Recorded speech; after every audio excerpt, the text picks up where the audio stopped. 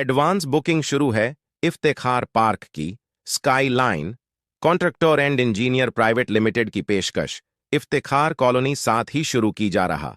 दूसरा project Iftekhar park Parbhani शहरधार road स्थित कलेक्टर द्वारा मान्यता प्राप्त NA-44 लेआउट, जिसमें आपको इस प्लॉटिंग में यह सुविधा मिलेगी।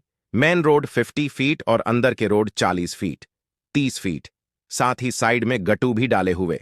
हर प्लैट के पास रोड आप देख सकते हैं, आपको नजर आ रहे हैं। रोडों का काम भी अच्छे से मजबूती से किया गया है ताकि आने वाले 40-50 साल तक रोड नाली की दिक्कत ना आ सके। इस तरह से ध्यान में रखकर प्लैटिंग को डेवलपमेंट की गई है। आपको सारी सुविधा मिलेगी, जैसे हर घर में नल भी होगा, हर प्लॉट पर नल कनेक्शन जोड़ा गया है और रोशनी के लिए लाइट भी अच्छे से पोल बिठाए गए हैं और 30 फीट पर बोर को पानी, 2.5 से 3 फीट पर मुरूम 2। अलग अलग गार्डन जैसे लेडीज और जेंट्स के लिए आप इस वीडियो में ये नज़ारा देख सकते हैं। गार्डन कितना शानदार बनाया गया, इसमें बच्चों को खेलने के लिए खिलौने भी सेट किए गए और 4500 स्क्वायर फीट में शानदार मस्जिद भी होंगी। हवा के लिए 2 पेड़। हर घर प्लॉट के सामने इन पेड़ों में कुछ ऐसे पेड़ है जो 6 महीने में कलर चेंज होते हैं। मराठवाड़ा में पहली बार मुस्लिम एरिया में डेवलपमेंट देखने को मिला है। साथ ही skyline contractor and engineer private limited company के डायरेक्टर मेराज सिद्दीकी, इनका सेकंड प्रोजेक्ट इफ्तेखार पार्क इस नाम से शुरू की गई है। ये भी इसी इफ्तेखार कॉलोनी की तरह ही डेवलप किया जा रहा है। कलेक्टर NA-44 और साथ ही एडवांस बुक 50,000 रुपए रखी गई है इफ्तेखार पार्क की। और एक खास बात, इस प्लैटिंग से सीधे धार रोड को रास्ता भी निकाला गया है।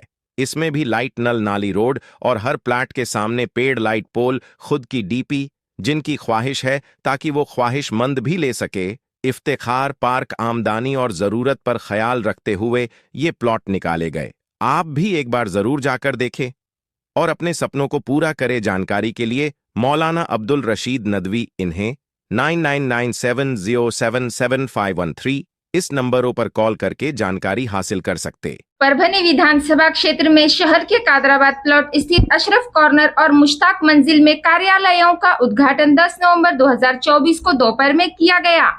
इसके अलावा शहर के कड़वी मंडी में एक सभा आयोजन भी किया गया था। इस सभा में भावी आमदार मोहम्मद गौस जैन, एडवोकेट आसिफ पटेल, शायर जुबैर गौहर और उबैदुर रहमान ने अपने अपने विचार व्यक्त किए। सभा में सैकड़ों कार्यकर्ता बड़ी संख्या में उपस्थित थे।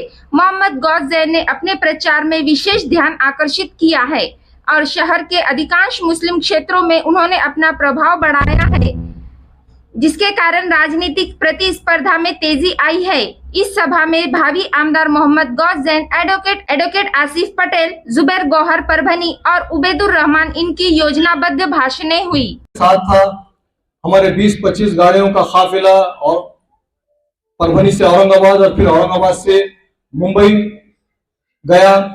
वहां पर हम लोग उस विरोध प्रदर्शन में शामिल रहे और जैसे ही हम वहां से 11 बजे के आसपास हम लोग वहां से जब निकले तो यकीन जानिए साहब कि दिन भर की भूख और प्यास इतनी शिद्दत से थी, लोग दूर दराज से आए हुए थे। तो जब हम वो मोर्चा खत्म करके जब वापस आ रहे थे तो रास्ते में जो होटलें थी, जो ढाबे थे, वो ढाबों पे लोग पहुंचकर दिन भर की भूख और प्यास को खत्म कर रहे थे। वहां पर खाना खा रहे थे, कोई पानी पी रहा था, कुछ ठंडा पी रहा था, कुछ चाय पी रहा था।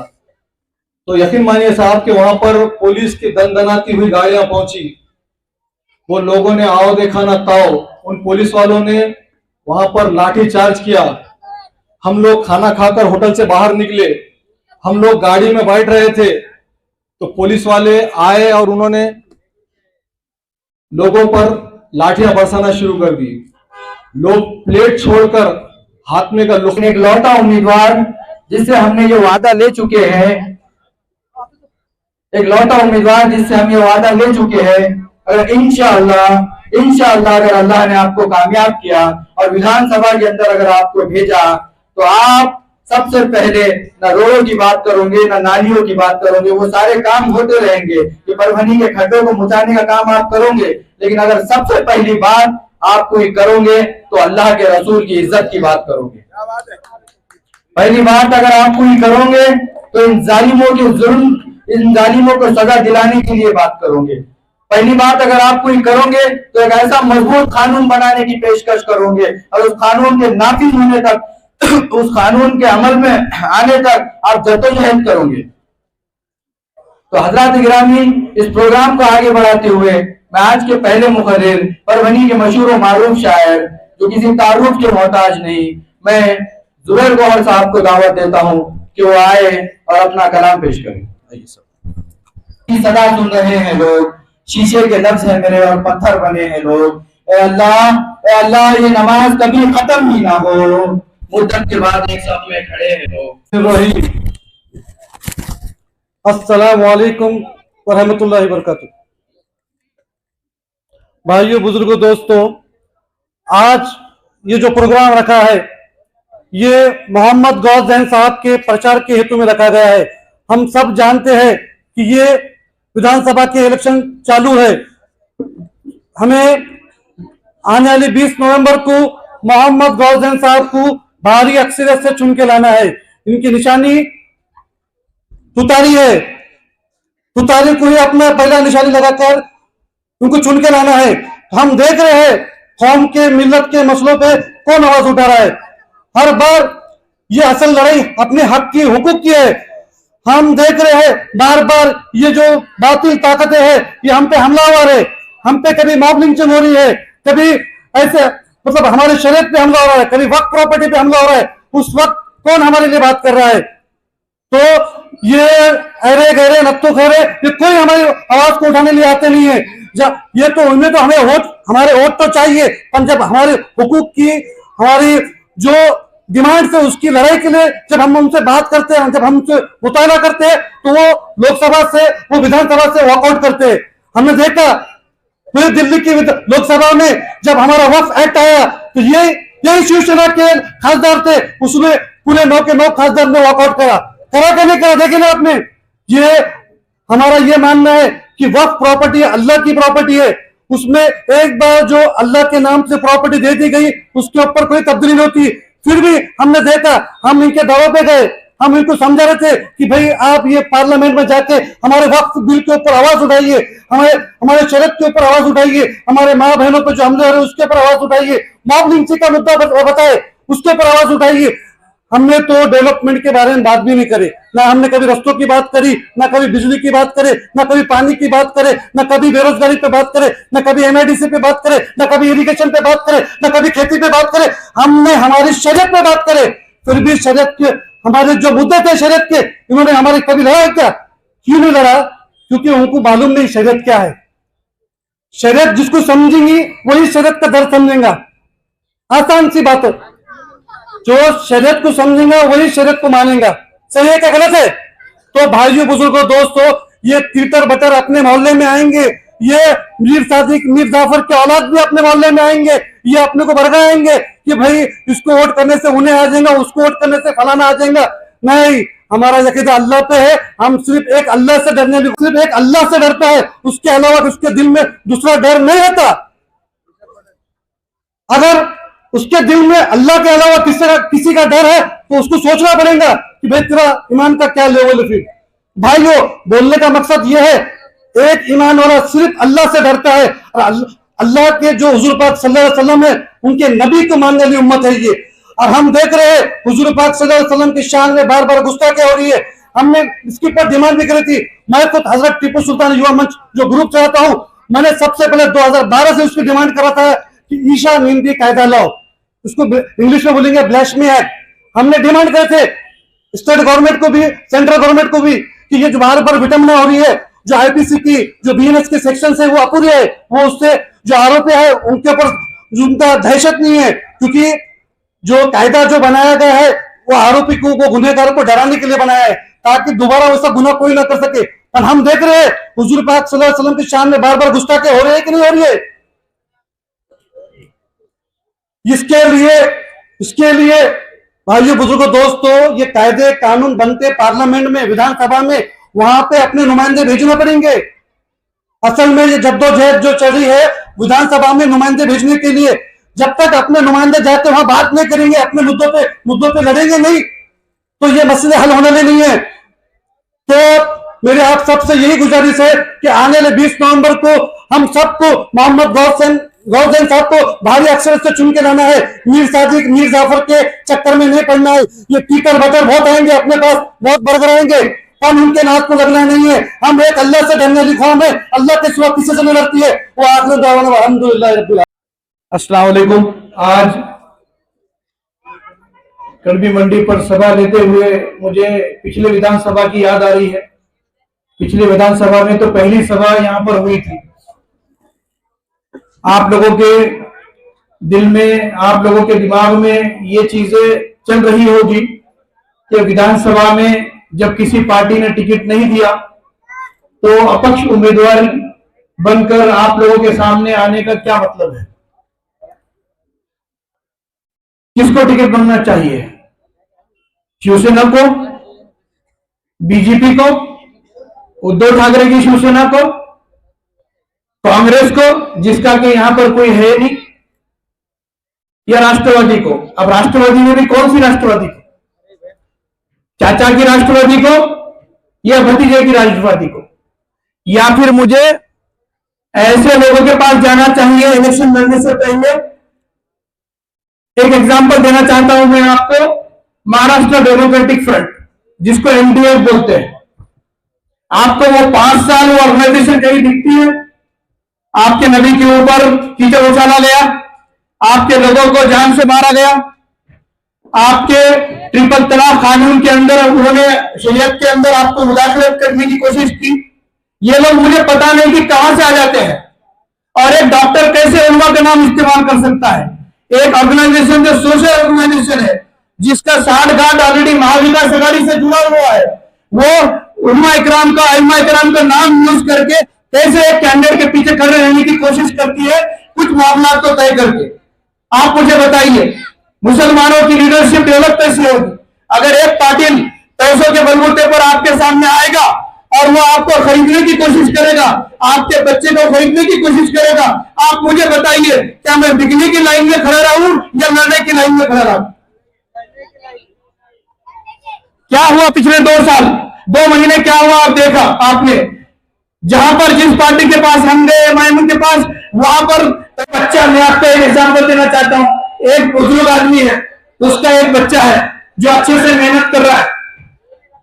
वो मेहनत करने वाले बच्चे के पहले बाजू काट दिए जाते हैं, वो मेहनत करने वाले बच्चे के बाद में पैर काट दिए जाते हैं, वो मेहनत करने वाले बच्चे के बाद में उसकी ज़हनी तनासुब उसका बिगाड़ा जाता है। और उसके बाद एक आदमी आके बाजू में खड़े रहता है और बोलता है कि चाचा, आपका बच्चा तो अब कमजोर हो गया, एक काम करो, आप मुझे मेरा बेटा मान लो।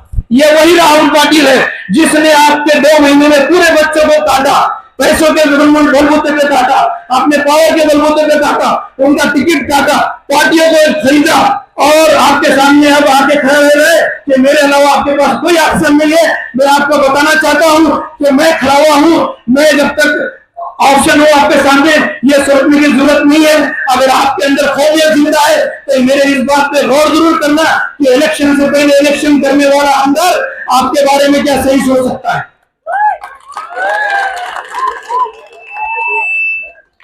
लेटर निकाल देंगे कि एनआरसी जरूरी है, मुसलमानों में लग गए उनके पीछे, या तो डॉक्यूमेंट बनाओ या फिर जेल जाओ।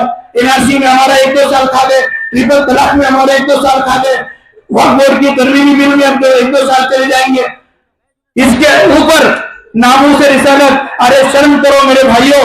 जिस पार्टियों में हुजूर सल्लल्लाहु अलैहि वसल्लम के खिलाफ बोलने वाले के अगेंस्ट में एक लफ्ज तक नहीं बोला, हमने जिनको घर भर के लोकसभा में वोट दिया, आप अंदाजा लगाइए कि वो लोग एक प्रेस कॉन्फ्रेंस लेके आप लोगों के सामने आकर ये भी नहीं बोल रहा है कि आपके हुजूर सल्लल्लाहु अलैहि वसल्लम के खिलाफ में जिन लोगों ने बात किया हम उसका निषेध करते हैं। जिसने गालियां दी, जिसने बुरा बोला, वो तो है ही कमीना, वो तो है ही वो साइड से। हमने जिसको वोट दिया, हमने जिसको भर भर के वोट दिया लोकसभा में, क्या वो सातारा के घर जले थे तब आए थे वहां पर? क्या वो विशालगढ़ की मस्जिद की जब पूरी बेहरमती हुई वहां पर आए थे? जहां पर थाने में एक बुजुर्ग को गोश्त खाने के जुर्म में मारा जा रहा था तो आए थे? एक बच्ची का रेप हुआ, नहीं होना चाहिए था, मैं निषेध करता हूं। शरद पवार वहां पर पानी में भीगा, उसकी बेटी पानी में भीगी, उद्धव ठाकरे पानी में भीगा, वहां पर कांग्रेस के पूरे लीडर पानी में भीगे, एमडीएफ का एक लीडर पानी में भीगा वहां पर। और यहाँ पर हुजूर सल्लल्लाहु अलैहि वसल्लम के खिलाफ में बात करके मुसलमानों के, हर मुसलमानों के जहन के ऊपर रेप किया गया और तुम्हारे कान के ऊपर जू भी नहीं रहेगी और तुम हमारे सियासत में दावा करते हो। मैं इस सियासत के खिलाफ में खड़ा हूं। आपकी मर्जी, आपको वोट देना है दीजिए, नहीं देना है मत दीजिए, मगर ये ढोंग बंद कर दीजिए। खुलेआम आइए लोगों के सामने, खुलेआम आइए लोगों के सामने और लोगों को पूछिए कि वो क्या चाहते हैं। बंद कमरे में 5 लोग, बंद कमरे में 11 लोग, किसी ने चॉकलेट लेकर आ गया, किसी ने टॉफी लेकर आ गई, किसी ने घूमने का पैकेज लेकर आ गया, किसी ने अपने भतीजे के एडमिशन का पैकेज लेकर आ गया, किसी ने अपने हॉस्पिटल में कोई डिस्पेंसरी का सामान लेकर आ गया। और आपने फैसला सुनाया उम्मत मुस्लिमा के रहनुमाओं के खिलाफ जो लड़ रहे हैं हर मास पर कि इस वजह से कि आगे बढ़े और अपना काम धंधा छोड़कर अपने कौम और मिल्लत के लिए कुछ खिदमत करे और सियासी ताकत जमा कर इनको ये बताए कि मुसलमान परवनी में 1,15,000 है, इनकी भी जिंदगी भी है, इनके पास भी दिल है, इनके पास भी दिमाग है, इनके पास भी ताकत होनी चाहिए, इनके पास भी सियासी कुव्वत होनी चाहिए, इनका खुद का अपना लीडर होना चाहिए, इनके अपने खुद के मसले हैं, वो मसले पे बात करने के लिए विधानसभा में हम तो किराए की जबान की जरूरत नहीं, जबान भी हमारी होगी, उम्मीदवार भी हमारा होगा और मसले भी हमारे होंगे, उसका सोल्यूशन भी निकलेगा। गुजारिश है, हमारे घर में कुछ परेशानी आती है तो हम एमडीएफ के पास जाते हैं क्या? आपके घर में बच्ची की शादी में कुछ तकलीफ हो रही है, आप एमडीएफ के पास जाते क्या? आपके पास कुछ मसला हो गया दूसरा, आप एमडीएफ के पास जाते हैं या एमडीएफ आपके पास आती क्या? अगर हमको बच्चा समझना छोड़ दे, मेहरबानी करके हमको बच्चा समझना छोड़ दे, हम जब हमारे मसले खुद हल कर सकते हैं तो हमारी सियासी लाइन भी हम खुद डिसाइड करेंगे। हम किसी ऐसे गुलाम के पीछे नहीं जा सकते जो अंधेरे में बिक गया। मैं हम लोगों से जाते जाते एक ही गुजारिश करना चाहता हूं कि भाइयों, मेरे पास 2 ऑप्शन थे, मेरे पास 2 तरीके थे। एक तरीका वो कि मैं भी एक पोटली लूं, मैं भी कुछ समझौते करूं और कौम के नाम पे, सेक्युलरिज्म के नाम पे बीजेपी आ जाएगी, उसके नाम पे ये आना चाहिए, उसके नाम पे बैठ जाऊं और आप लोगों के सामने उसकी नफरत डालूं, फिर कुछ पैसे लूं और आप लोगों के सामने आके बोलूं कि नहीं वोट करना जरूरी है। दूसरा मेरे पास तरीका यह था कि मेरी ताकत कम हो या ज्यादा हो वो तू तय नहीं करेगा, वो मेरी कौम तय करेगी, मेरे कौम के लोग तय करेंगे कि मुझे लड़ना चाहिए या नहीं चलना चाहिए। क्योंकि ये मेरा पहला जलसा है, मैं आप लोगों के सामने ये बात रखता हूं। आज भी मौका है, आप मुझे बताइए मैं बिक जाऊं या मैं लड़ूं? आप मुझे बताइए। ऐसा तो नहीं कि बाद में आप मेरा साथ छोड़ देंगे।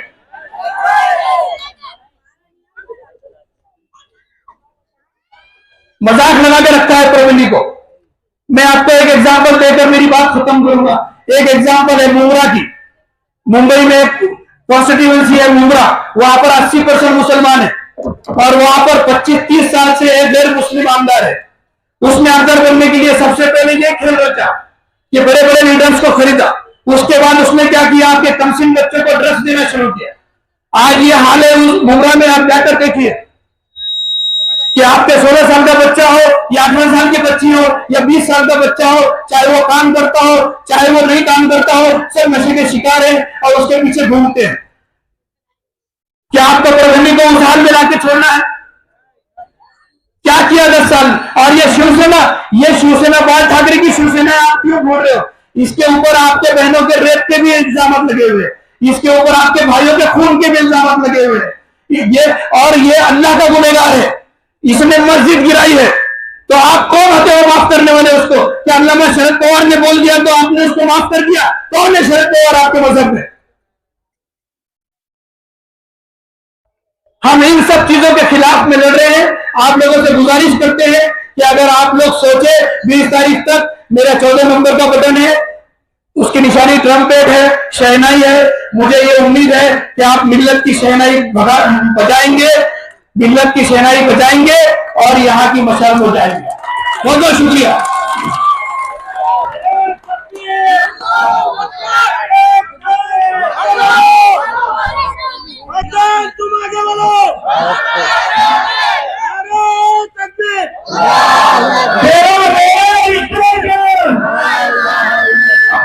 नहीं आ रही। तेरा मेरा रिश्ता क्यों, इसकी जबानी से रिश्ता क्यों नहीं आ रही। तेरा मेरा रिश्ता क्यों, रब का बख्शा है जो ईमान नहीं बिकता है, यानी अल्लाह का फरमान नहीं बिकता है। वो जो वोटों के ठेकेदार यहाँ पीछे है, उनसे ये जो मुसलमान नहीं बिकता है। यहाँ मौजूद अपने कारोबार, अपनी मसरूफियात को छोड़कर आने वाले अलहाज मोहम्मद गौस जैन की दावत पर आने वाले आप तमाम हिंदू मुस्लिम दलित भाइयों का, तमाम गयूर लोगों का मैं शुक्रिया अदा करता हूँ और आपसे विदा लेता हूँ। वो आखिर दावाना अल्हम्दुलिल्लाह रब्बिल आलमीन। मुंह पे आने वाला कैंडिडेट है और ये गुलाम लोग उसकी तरफदारी में लगे हुए हैं। तीसरी कंडीशन मैंने ये बोला कि या तो मेरा नाम ले ले, या फिर सैयद खादर का नाम ले ले, या फिर बिट्टू भाई का नाम ले ले, या फिर कोई ऐसा हमारा शहर का बाहर शहरी जो सियासत में इंटरेस्ट रखना चाहता हो, सियासत में उसका वजन हो, उसको एमएलसी की सिफारिश की जाए उन सब हिंदू भाइयों बहनों के सामने, और उसके लिए हम तुमको जो पार्टी फंड चाहिए हम देंगे। उसके बाद से उसके जो आने वाले लोग थे ऐसे गए जैसे गधे पे से सिंह चले जाते हैं, वापस नहीं आए। यकीन मानिए ये कंगाल आमदार है, इसके पास पैसों के अलावा कुछ भी नहीं है। अगर इसको जंगल में छोड़ दिया जाए 15 दिन पहले बगैर पैसों के, तो ये भूखा प्यासा वापस आएगा, ये लकड़ी भी तोड़ नहीं सकता। क्या किया 10 साल उसने, क्या किया 10 साल? क्या आपके शहर में कारखाने आए? क्या आपके शहर में इंडस्ट्री आई? कहां से इन बच्चों को नौकरी मिलेगी? कहां से इन बच्चों को रोजगार मिलेगा? एक बच्चा ग्रेजुएट करके 5-10 हजार रुपए के लिए आज यहां से 300 किलोमीटर दूर, यहां से 400 किलोमीटर दूर जाता है और अपनी मेहनत की कमाई 1 महीने में एक बार, 2 महीने में एक बार अपने बीवी के पास आके, अपने बाल बच्चों के पास आके गुजारता है, फिर वापस चले जाता है। ये कौन सी मजबूरी की जिंदगी है? क्या हम सियासत में कभी तरक्की पे बात नहीं करेंगे? क्या हम सियासत में कभी हमारे बच्चों के मुस्तकबिल पे बात नहीं करेंगे? क्या हम सियासत में कभी इन चीजों पे बात नहीं करेंगे कि हमारे बच्चे किस माहौल में जिंदा है, किस माहौल में जी रहे हैं? क्या हम गुलामों की जिंदगी गुजारेंगे? क्या हमने रेशमी रुमाल की तहरीक को भूल गया? क्या हमने ये भूल गए कि हमारे बुजुर्गों ने आजादी कैसे दिलाई थी? अगर वो इसी तरह से अंग्रेजों से सौदे करते, अगर वो इसी तरह से अंग्रेजों से समझौते करते, तो बताइए मुझे क्या आजादी हमको मिलती? और ये कौन से लोग हैं? ये ऐसे कौन से लोग हैं? जब हुकूमत हिंद, जब इलेक्शन कमीशन मुझे ये इजाजत देता है कि 20 तारीख तक लोगों के बीच में जाओ, लोगों के बीच में जाकर वोट मांगो, तो ये कौन लोग हैं जो एक कमरे में बैठकर पैसे लेकर हमारा फैसला करते हैं कि इसको वोट दिया जाए और इसको वोट नहीं दिया जाए? क्या ये कौम के गुनहगार नहीं है? इनको चाहिए कि इलेक्शन कमीशन के रूल्स एंड रेगुलेशन फॉलो करे। मैं यहाँ से प्रशासन से भी गुजारिश करना चाहता हूँ, ऐसे अगर बंद कमरे में होने वाली जितनी भी मीटिंग है उनका ब्यौरा मांगा जाए। जो सियासत के बारे में बात कर रहे हैं, जो हमारे उलमा इकराम का नाम बदनाम कर रहे हैं, जो हमारे उलमा इकराम का नाम खिलवाड़ कर रहे हैं, उनके नाम से हमारे आईन में काटा गया। आप लोगों के सामने अल्लाह का करना यह हुआ कि जिन लोगों ने सौदेबाजी की थी, आज दोनों भी मीडिया के सामने निंदे हो गए हैं।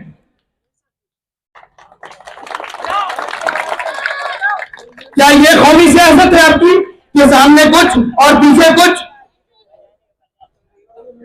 एक आदमी आपके एक अच्छे खासे लीडर को जो लड़ने की चाहत रखता हो, उसको पसे पर्दा बुलाकर, अंधेरे में बुलाकर कुछ पैसे ऑफर करता है, कुछ चीजें ऑफर करता है, और वो अचानक एक दिन में एक वीडियो डाल देता है कि हाँ मैंने 4-5 महीने से कोशिश की थी लड़ने की इलेक्शन, अब मेरा इरादा है कि मैं ले लूं क्योंकि समीकरण बैठ नहीं रही है। नहीं, समीकरण की बात नहीं है, आपके जमीनों की बात नहीं बैठ रही है उसमें।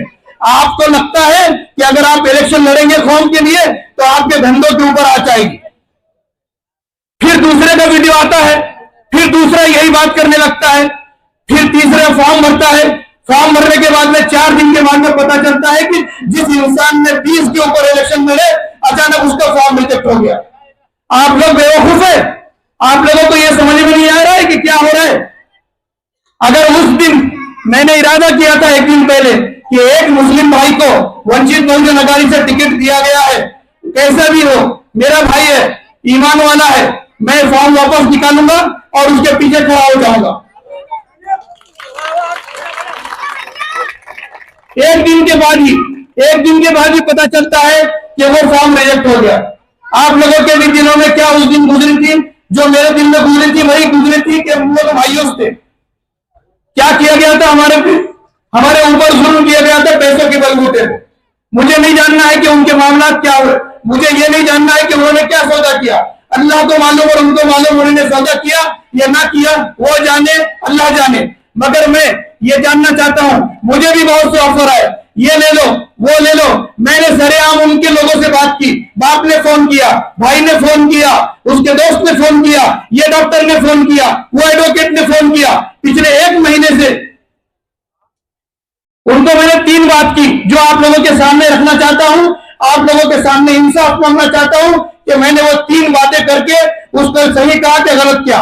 मैंने बोला कि अगर तुझे मेरा फॉर्म वापस चाहिए, अगर तू चाहता है कि मैं इलेक्शन नहीं लड़ूं, तो सबसे पहली चीज तुझे ये करना है कि तूने 10,000 हिंदू भाइयों और बहनों को जमा करना और उनके सामने ये बोलना कि मैं इलेक्शन में जीत कर जैसी शपथ लूंगा, शपथ लेने के बाद सबसे पहला काम यह करूंगा कि मैं नामूस रिसालत के खिलाफ में जो भी लोग बुरा कहेगा उनको उनके खिलाफ में कड़क कानून बनाऊंगा और उसकी प्रस्तावना रखूंगा। क्या मैंने गलत बोला? उसको बताइए मुझे, क्या मैंने गलत बोला? क्या ये कानून बनना चाहिए कि नहीं बनना चाहिए? दूसरी चीज मैंने ये बोला कि 7 साल पहले तुम्हारी यह गलत बयानी से 4 बच्चों की जिंदगी एटीएस के माध्यम से जेल में गुजरी है। उस बच्ची को जाके पूछो जिसके शोहर का वो 7 साल इंतजार करती रही, उस बेटे को जाके पूछो जो छोटे से बड़ा हो गया अपने बाप के बिना, उस बाप को पूछो जो अपनी शफकत के लिए महरूम रह गया अपने बच्चे को।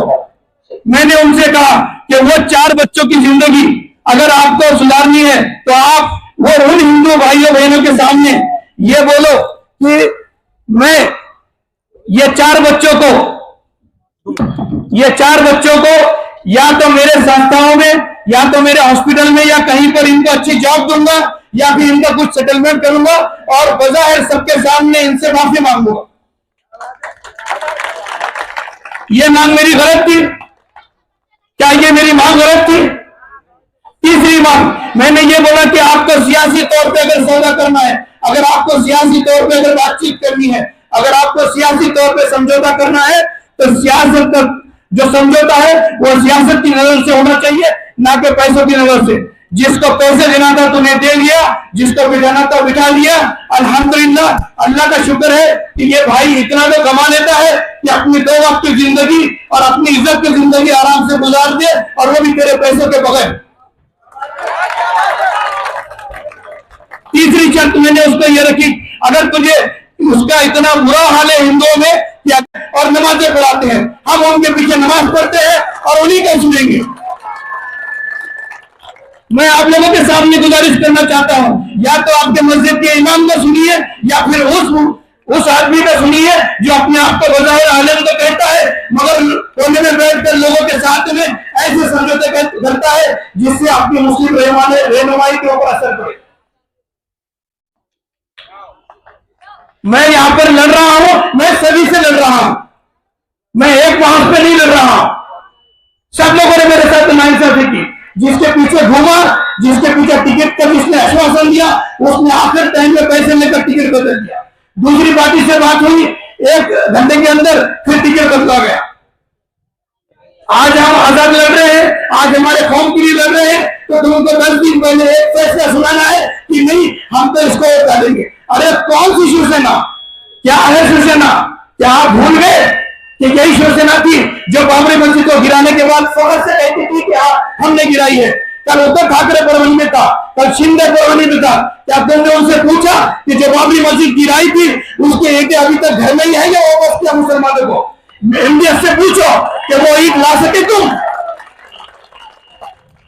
अगर तुम्हारी ईंटें लाने की हिम्मत नहीं है एमडीएफ वालों, तो तुमको हमारे मुसलमानों के फैसले करने का बंद कमरे में कोई अधिकार नहीं है और हम वो फैसला नहीं मानेंगे। हम हमारी सियासत के लिए लड़ रहे हैं, हम हमारी कौमियत के लिए लड़ रहे हैं। ऐसे मसाइल, ऐसे मिली मसाइल मेरे भाइयों जो रात दिन आते हैं, आप देखिए आपकी 10 साल की जिंदगी 2014 से तो 2024 तक मुसलमानों को किस हालत में फंसाया गया है। आपके न तरक्की की बात होती है, ना आपके अच्छे स्कूल की बात होती है, ना आपके घर के सामने अच्छे रोड की बात होती है, ना आपके शहर में इंडस्ट्री की बात होती है, ना आपके